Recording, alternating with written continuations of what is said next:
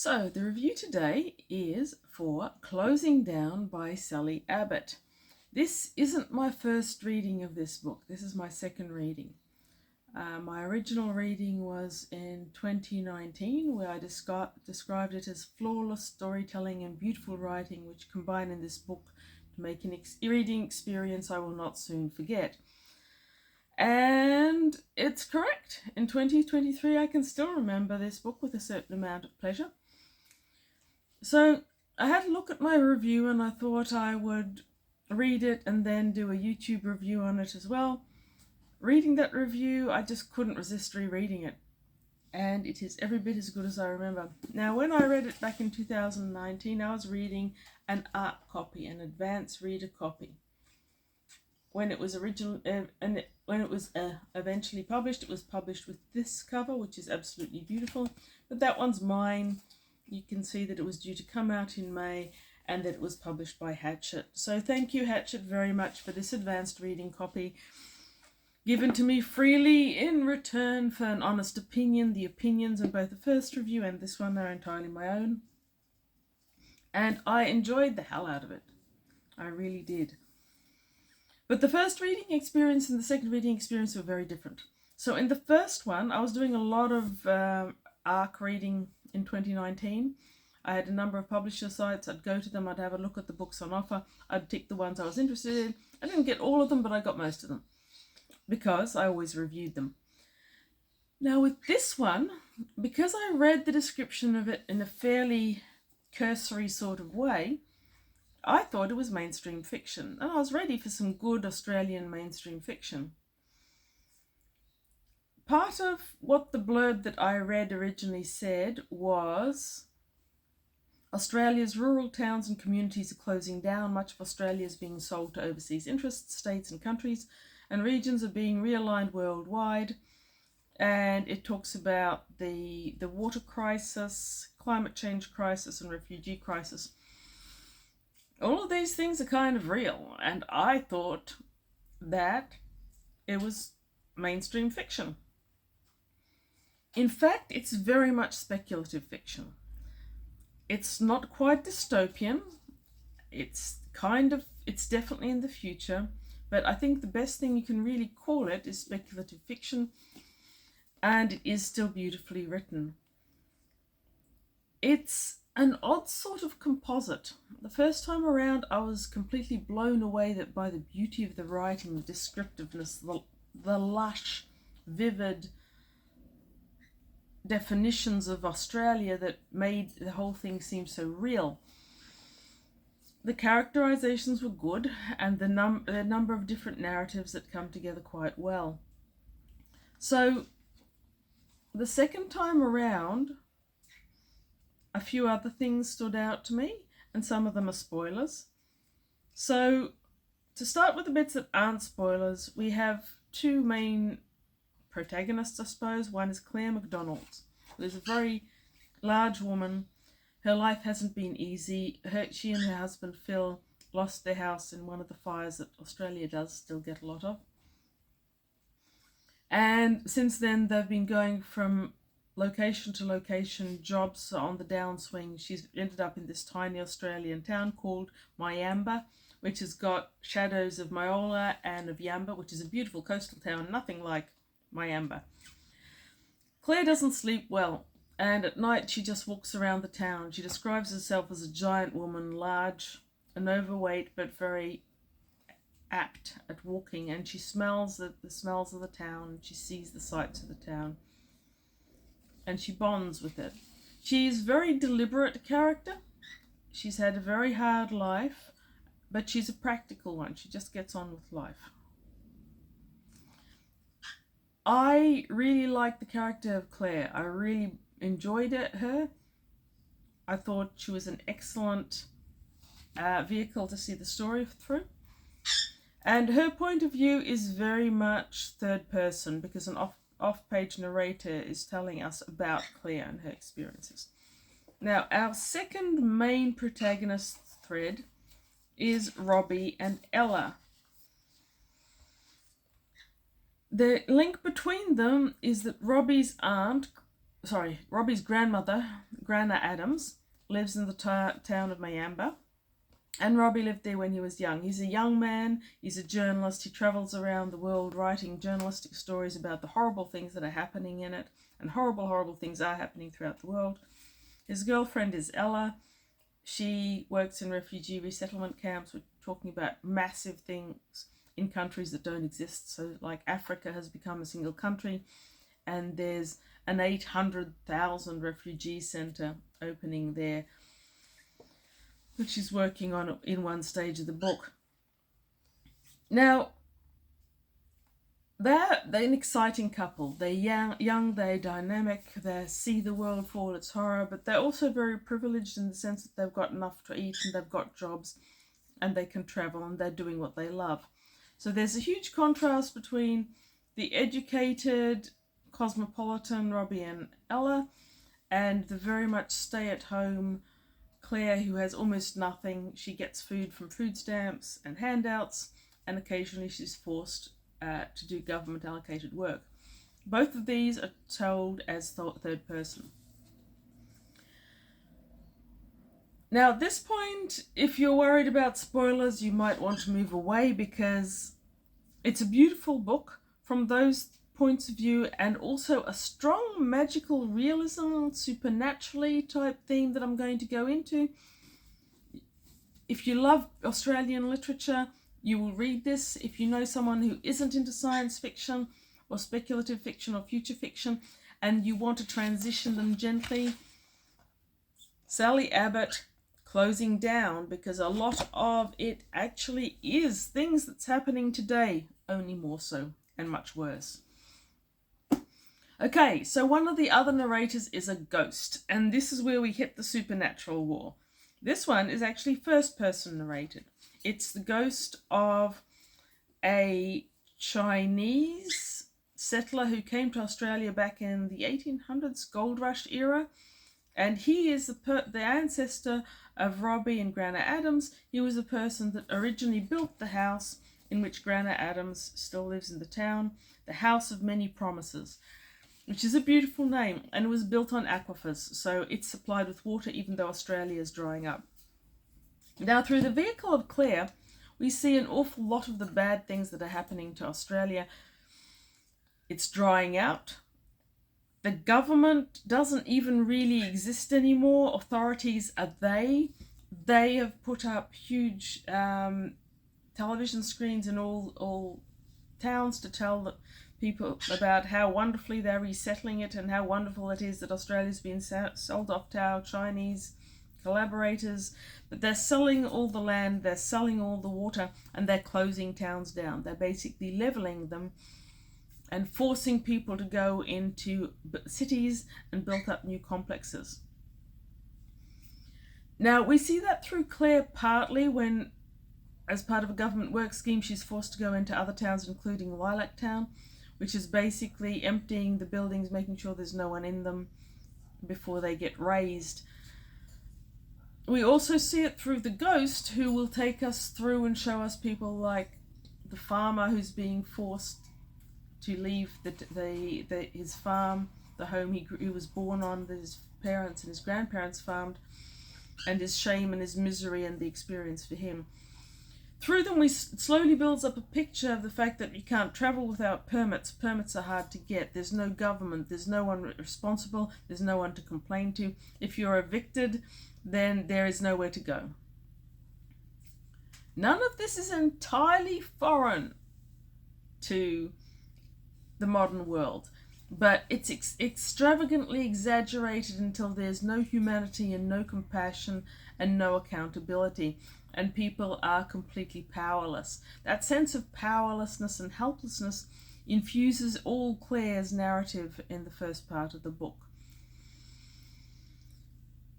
So you see all these parts of different parts of Australia, and then you get the extra from the ghost, and then something weird happens. While Claire is cleaning out the Lilac Town, you get this odd magical realism, mystical type sequence. And when I first read the book, I didn't think about it too much. I thought it was a bit of magical realism. Couldn't quite see why it was there, but it didn't fit in too terribly. I didn't think it was... It didn't bother me, but I thought it was superfluous and not resolved. This time reading it, I see it differently. Because I go into it knowing it's speculative fiction, everything builds a more definite picture. I'm still not sure how I feel about the supernaturally business. I don't mind the ghost of seasons past, but the ghost walks with Claire and gives her dreams, and I'm not sure about that. This ghost seems to think that Grandma Adams is aware of him and communicates with him. Again, not sure about that one. Later in the book, we find out more about the walkers. Now, Claire finds out about the walkers early because when she walks at night, she sometimes goes up to the highway, which you're not allowed to travel on without permits, and she sees just people walking north, coming out of the cities. First a few, and later in the book there's more and more, up to 25 a night. Just people have sold off everything they can, bought the bare essentials like a bit of food, a bit of water, a backpack, and they're walking north hoping for something better because it can't be worse. Now, later we find out that there's a network helping these people walk north, and that Grandma Adams is somehow in it, and she's got these computers and fax machines in her library at home, and she's linked up with some other old woman who lives in Lilac Town. Only when Claire walks into the Lilac Town home, it seems unreal, and the person who operates that centre could possibly be a ghost. There's always these black cats involved, and cats are kind of magical realism all on their own. So it never really fingered these sequences as being totally and utterly impossible. There's other impossible things, like there's rains of bones falling from the sky all over the world, which is weird, and other strange things occur. Namely, in the narrative of Robbie and Ella. So Robbie asks Ella to marry him, and eventually she agrees. They don't live together. Ella has to go to all these places. Robbie travels a lot. They see each other every few months. One of the main places they meet is in Nairobi, in a hotel that they've been going to for a long time. Now, the hotel sequence is an interesting writing sequence, and I don't know enough about the writing tools to describe it properly, in the right words probably. But what you've got is Nairobi. Most of us haven't been to Nairobi, I suspect, so it's a foreign place. Then they were put into a high-scale hotel. Hotels are ubiquitous. We've probably all stayed in them, and if we haven't, we've at least read plenty of books with them. So we know what a high-end hotel is.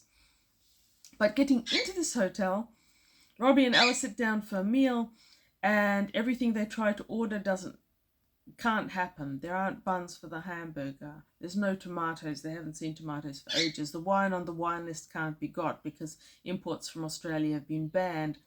They can't get the tomatoes because cities have been roped off and borders are closing. There's all this weird stuff that slowly strings you out until this familiar setting of a hotel becomes totally unfamiliar and weird. It's weird to us as the readers. But Robbie and Ella are part of that world, and they understand, they go with the flow. Now, once they've ordered their meal, they sit there and they're looking out at this beautiful lush garden. It's one of the things that they've always loved about this hotel. Ella mentioned something about the guinea fowl moving through it and how they're monogamous. And then Robbie sits there and he realizes there's something wrong. He should be able to hear the birds that he can see. He should be able to hear cicadas and insects. He should be able to hear the rustle of vegetation, and it all seems dead. So he walks down the stairs. He goes through the rope bridge. Come on. And he finds out that the whole thing is plastic. There's a garden out there spraying water on it so it'll stay clean, but it's all plastic. The soil's fake. The water is blue glass, and he reaches up and picks one of the birds off the branches, and it's a mechanism, and he picks up one of the guinea fowls. And an echo of a book I recently read, Mockingbird, where all the animals are actually robots. These are robotic guinea fowl. So he's distressed, and this is a very surreal sort of experience But it goes from surreal to batshit shite crazy when he encounters some guy who's spraying scents on the plastic. Scents of flowers, jasmine, apple blossom. And he claims to be some sort of olfactory poet who mixes together scents. And he mixes one for Robbie. Now, this is one of those scenes that keeps recurring through the novel. Earlier on, before he and Ella got engaged to be married, he tells her one of the worst series from his childhood, in the way that you do when you're with someone new and you're describing who you are. This mixologist, olfactory mixologist, puts together a scent. Robbie smells it, and all of a sudden he's back in that horrible scene from his childhood, which is kind of odd.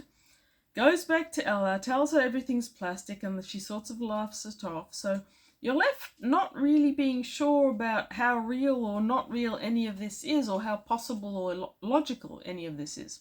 Then they get up to go, they pass the table, there's a little blonde girl drawing pictures, and Robbie looks at them, and they're all these incredibly vivid, accurate pictures of his worst nightmare. But Ella looks at them, and as she says later, all she saw was childish drawings. So you're getting something very weird being set up here, and this is reoccurring throughout Robbie's story. He keeps getting flashbacks to this horrible thing that happened to him in childhood, but no one else sees or hears it. And this blonde girl keeps appearing with horrible pictures to traumatize him, only no one else sees her. And at the time when I first read it, I just thought this was an example of the fact that Robbie's going off the deep end, because Robbie is. He travels the world, he records horrible things, the governments tend to sue him for heaps of money and fine him for writing about the world as it is around him. Nobody wants to know. He is getting extremely exhausted from this exhaustive way of life, but Ella's still deep into refugee resettlement, and when he suggests they maybe give up and live differently, she isn't interested. So all the way along, Robbie and his horror childhood experience keep reoccurring, and I kept, because it's only ever his experience, I kept thinking this is him going off the deep end, but this time reading it, I don't think so. I think it's meant to be an accurate, if not true, type of weird thing. I don't quite get the point of it. It's interesting, it's well written, it's certainly effective. I remembered it, but I don't quite get it, and I don't quite get the purpose of it. I'm not quite sure why it's there. Memorable, but uncertain. Now,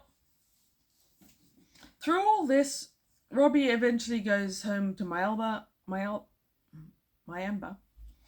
Claire and her husband Phil's house, they're kicked out because no one can afford to meet government regulations anymore. And that's very topical and probably very realistic. We've just had a fire on Russell Island. I expect to see regulations for building on Russell Island to go through the roof.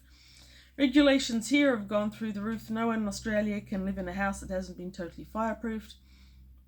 The people who own this house can't afford to do that. So Claire and Robbie get kicked out. For a few weeks she lives in her neighbour's shed. And then Grana Adams offers her a beautiful, safe little above the garage type flat in return for helping. And that's when Claire finds out how much Grana Adams does. She provides food for people in need, and she's part of this network of little old women who help people walk north safely. So that's the Walkers.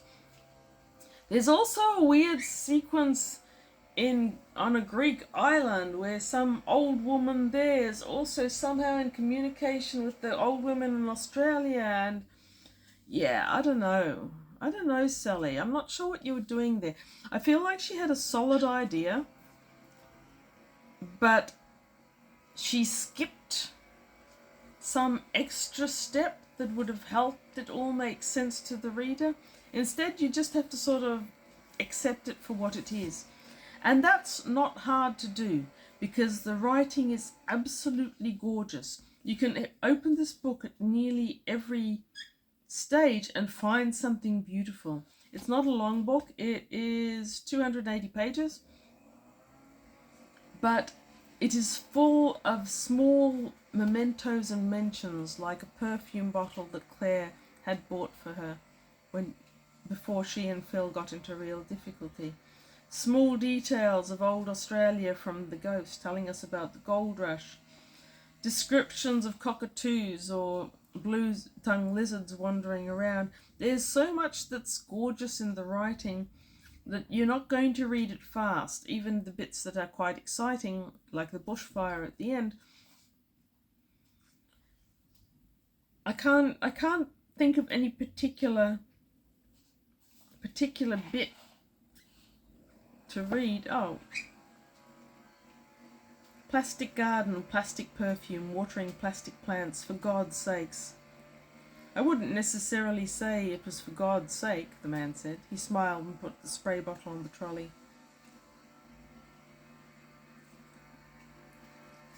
There's just something very understated and very beautiful about this writing. It gets you in. There's some real weirdnesses about this book, but I think the weirdnesses are secondary to the beautiful writing, and the beautiful writing will see you through. In this world there can be no happy ending. This is a world that's clearly going nowhere but downhill. Between a reality TV show where they watch people getting torn apart by sharks, and the refugee race trying to find a home, which is televised everywhere, the complete lack of humanity, the complete inhumanity, and there is nowhere really for any of this world to go. So it's not a happy ending, but it's a satisfying ending, with Robbie back in Mayamba and Claire content in her life. Phil has found a sense of completion and is rediscovering himself. All in all, it's a comforting round ending for a world that can have no comfort. Anyway, if you like Australian writing and literature, I think you'll like this. If you like speculative fiction, I think you'll like this. If you like beautiful writing, I can't see any reason why you shouldn't love this book as much as I did. I gave it 5 stars back in 2019. It deserved all of those stars. It's a debut novel. I think this author has only wrote one other thing, and that was a play. I hope she writes something else. I will read it. I didn't love the back of the book. If you enjoyed this review, don't read the back of the book. Just get the book and read the book. Oh yes, like, comment, subscribe. Have you read this book? I imagine not too many people have. It seems to be a bit niche to me. But I'd love to hear your opinion if you have.